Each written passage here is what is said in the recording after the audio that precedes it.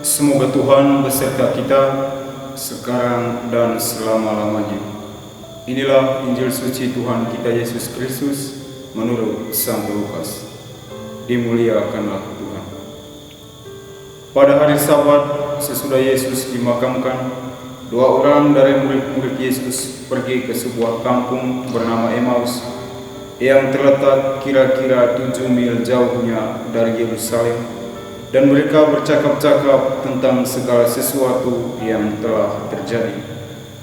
Ketika mereka sedang bercakap-cakap dan bertukar pikiran, datanglah Yesus sendiri mendekati mereka, lalu berjalan bersama-sama dengan mereka.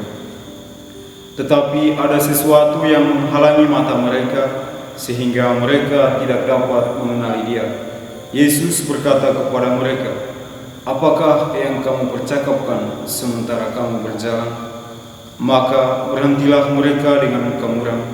Seorang dari mereka, namanya Kleopas, menjawabnya, "Adakah engkau satu-satunya orang asing Yerusalem yang tidak tahu apa yang terjadi di situ pada hari-hari belakangan ini?" Katanya kepada mereka, "Apakah itu?" Jawab mereka, "Apa yang terjadi dengan Yesus orang Nazaret? Dia adalah seorang nabi yang berkuasa dalam pekerjaan dan perkataan di hadapan Allah dan di depan seluruh bangsa kami. Tetapi imam-imam kepala dan pemimpin-pemimpin kami telah menyerahkan Dia untuk dihukum mati, dan mereka telah menyalibkannya. Padahal kami dahulu mengharapkan bahwa Dialah yang datang untuk membebaskan bangsa Israel. Tetapi sementara itu telah lewat 3 hari sejak semuanya itu terjadi, dan beberapa perempuan dari kalangan kami telah mengejutkan kami. Pagi-pagi buta mereka telah pergi ke kubur dan tidak menemukan mayatnya. Lalu mereka datang dengan cerita bahwa telah kelihatan kepada mereka malaikat-malaikat yang mengatakan bahwa Yesus hidup. Dan beberapa teman kami telah pergi ke kubur itu dan mendapati bahwa memang benar yang dikatakan perempuan-perempuan itu, tetapi Yesus sendiri tidak mereka lihat." Lalu Ia berkata kepada mereka, "Hai kamu orang bodoh, betapa lambannya hatimu sehingga kamu tidak percaya akan segala sesuatu yang telah dikatakan para nabi. Bukankah Mesias harus menderita semuanya itu untuk masuk ke dalam kemuliaannya?" Lalu Ia menjelaskan kepada mereka apa yang tertulis tentang Dia dalam seluruh kitab suci, mulai dari kitab-kitab Musa dan segala kitab nabi-nabi. Sementara itu mereka mendekati kampung yang mereka tuju. Ia berbuat seolah-olah hendak meneruskan perjalanannya, tetapi mereka mendesaknya dengan sangat.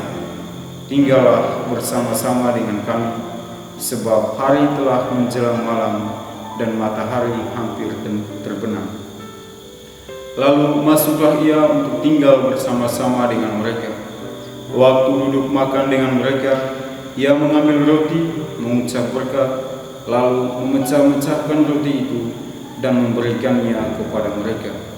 Ketika itu terbukalah mata mereka dan mereka pun mengenali Dia. Tetapi Yesus lenyap dari tengah-tengah mereka. Kata mereka seorang kepada yang lain, "Bukankah hati kita berkobar-kobar ketika Ia berbicara dengan kita di tengah jalan dan ketika Ia menerangkan kitab suci kepada kita?" Lalu bangunlah mereka dan langsung kembali ke Yerusalem. Di situ mereka mendapati ke-12 murid. Mereka sedang berkumpul bersama teman-teman mereka. Kata mereka kepada kedua murid itu, "Sungguh Tuhan telah bangkit dan telah menampakkan diri kepada Simon." Lalu kedua orang itu pun menceritakan apa yang terjadi di tengah jalan dan bagaimana mereka mengenali Yesus pada waktu Ia memecah-mecahkan roti. Demikianlah sabda Tuhan. Terpujilah Kristus.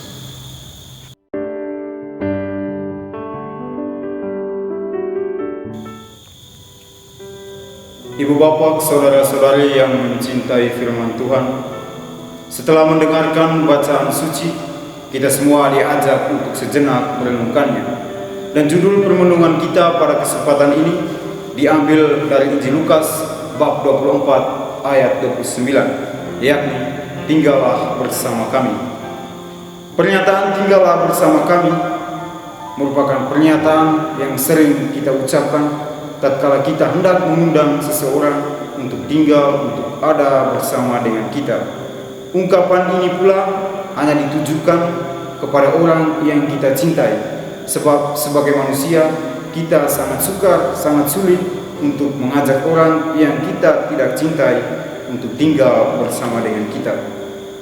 Dan dalam bacaan Injil hari ini terdapat ajakan dari dua murid Yesus yang pada saat itu mereka berdua belum mengetahui secara sungguh siapakah Yesus itu.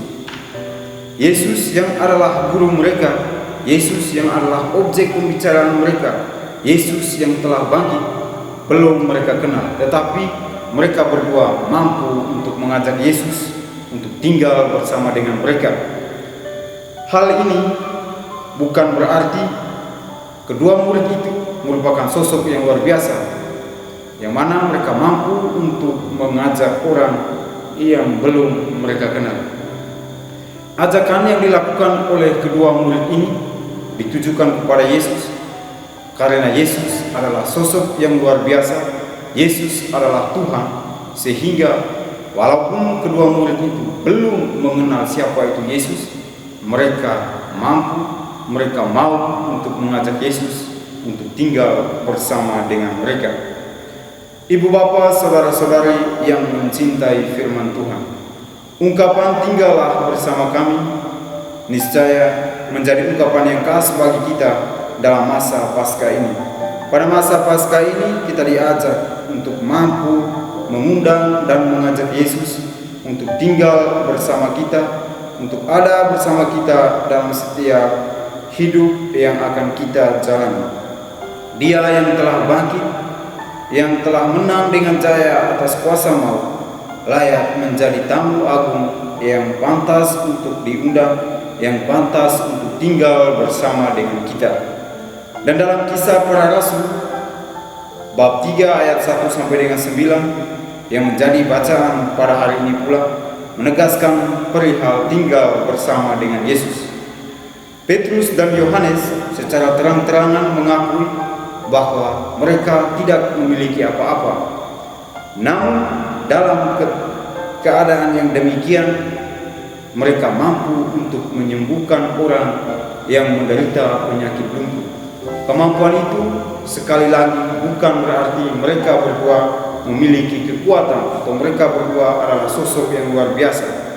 Kemampuan untuk menyembuhkan itu diperoleh karena mereka tinggal bersama Yesus, karena mereka ada bersama dengan Yesus, sehingga mereka mampu untuk mengatakan bahwa dalam nama Yesus berjalanlah, ajaklah dan tinggallah bersama dengan Yesus.